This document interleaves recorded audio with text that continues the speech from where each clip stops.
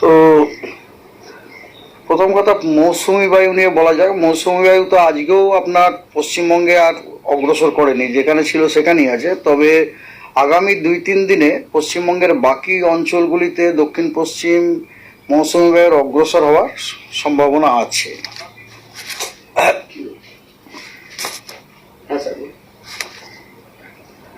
আর একটা synoptic সিচুয়েশনও favourable আছে, সেটা হচ্ছে কি পশ্চিম মধ্য এবং তৎসংলগ্ন উত্তর পশ্চিম বঙ্গোপসাগরে একটা ঘূর্ণাবর্ত অবস্থান করছে। সেই ঘূর্ণাবর্তটি ভূমিপৃষ্ঠ থেকে 0.9 কিলোমিটার থেকে শুরু করে 5.8 কিলোমিটার পর্যন্ত বিস্তৃত। এবং এই ঘূর্ণাবর্তটির যে অক্ষ, সেই অক্ষটি উচ্চতার সাথে সাথে দক্ষিণ পশ্চিম দিকে ঝোঁকার একটা টেন্ডেন্সি আছে। এটা খুব ভালো আর কি, মানে এটা ইন্ডিকেট করে যে আমাদের মৌসুমী বায়ুটা মোটামুটি এর যে স্ট্রেংথ, যেটা শক্তি, যেটা সেটা ঠিকঠাকই আছে আর কি।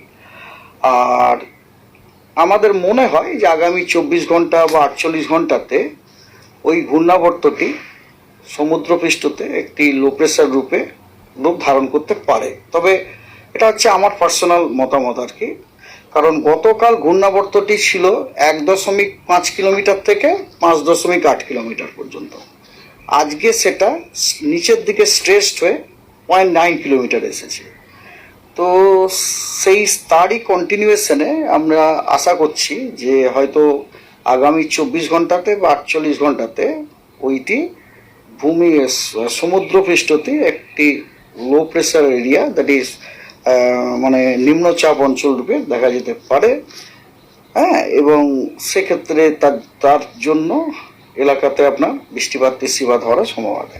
তো এই গেল আপনার মৌসুমী বায়ুর ব্যাপার এবং তার সংলগ্ন, তার সাথে আপনার অ্যাসোসিয়েটেড ওয়েদার। এবারে ডে টু ডে যে ওয়েদার ফোরকাস্টিং, তাতেও আপনার কথা হচ্ছে পশ্চিমবঙ্গের সব জেলাতেই প্রায় বৃষ্টিপাতের সম্ভাবনা প্রায় প্রতিদিন দেখা হচ্ছে। ফর এক্সাম্পল ধরুন, আজকে উত্তরবঙ্গের আপনার 5টি যে উত্তরের জেলা আছে, দার্জিলিং, কালিম্পং, জলপাইগুড়ি, আলিপুরদুয়ার এবং কালিম্পং, কোচবিহার, সেখানে আপনার অত্যন্ত ওয়াইড স্প্রেড রেনফল হওয়ার সম্ভাবনা আছে।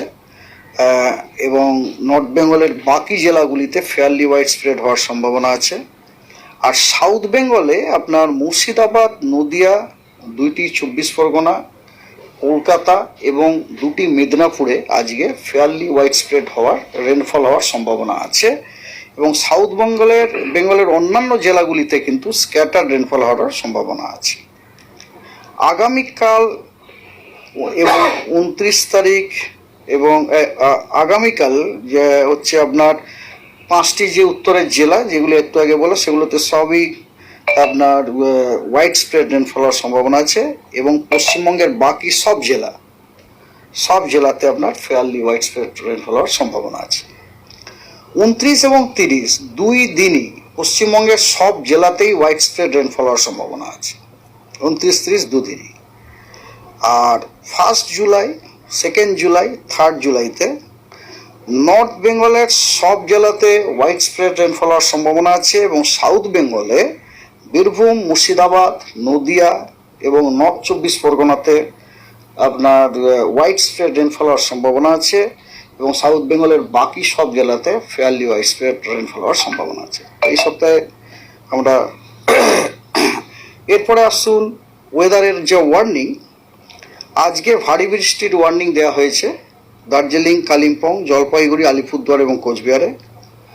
এবং বজ্রবিদ্যুৎ সহ বৃষ্টি এবং তার সাথে 30 থেকে 40 কিলোমিটার প্রতি ঘন্টায় ঝোড়ো হাওয়ার বাকি সব জেলাগুলিতে দেওয়া হয়েছে। বাকি সব জেলা বলতে আমি পশ্চিমবঙ্গের সব জেলাই বলছি, এবং তার সাথে জলপাইগুড়িও বলা হচ্ছে।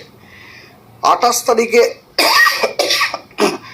তারিখে ভারী বৃষ্টির সতর্কবার্তা দেওয়া হয়েছে। এই সতর্কবার্তাগুলো সবই কিন্তু হলুদ। হ্যাঁ, ভারী বৃষ্টির সতর্কবার্তা দেওয়া হয়েছে উত্তরের ওই 5টি জেলাতে এবং তার সাথে সাথে 2টি মেদিনীপুর এবং দক্ষিণ 24 পরগনাতে। এবং দক্ষিণবঙ্গের সব জেলাতে বজ্রবিদ্যুৎ সহ বৃষ্টি, তার সাথে 30 থেকে 40 কিলোমিটার গতিবেগে প্রি মনসুন থান্ডারস্টর্ম হওয়ার সম্ভাবনা আছে। 29 তারিখে ভারী বৃষ্টির সতর্কবার্তা দেওয়া হয়েছে জলপাইগুড়ি, আলিপুরদুয়ার, কোচবিহার, দক্ষিণ এবং উত্তর দিনাজপুরে, পুরুলিয়া, পূর্ব এবং পশ্চিম বর্ধমান, হুগলি, পূর্ব এবং পশ্চিম মেদিনীপুর, ঝাড়গ্রাম এবং দক্ষিণ 24 পরগনাতে ভারী বৃষ্টির সতর্কবার্তা দেওয়া হয়েছে হলুদ। আর 30 তারিখে উত্তরবঙ্গের সব জেলাতেই ভারী বৃষ্টি দেওয়া হয়েছে এবং দক্ষিণবঙ্গে বীরভূম, মুর্শিদাবাদ এবং নদিয়াতে ভারী বৃষ্টির সম্ভাবনা দেওয়া হয়েছে। 1 তারিখে উত্তরবঙ্গের সব জেলাতে খালি ভারী বৃষ্টির সম্ভাবনা দেওয়া হয়েছে, কিন্তু দক্ষিণবঙ্গে কোনো সতর্কবার্তা নেই। That's all.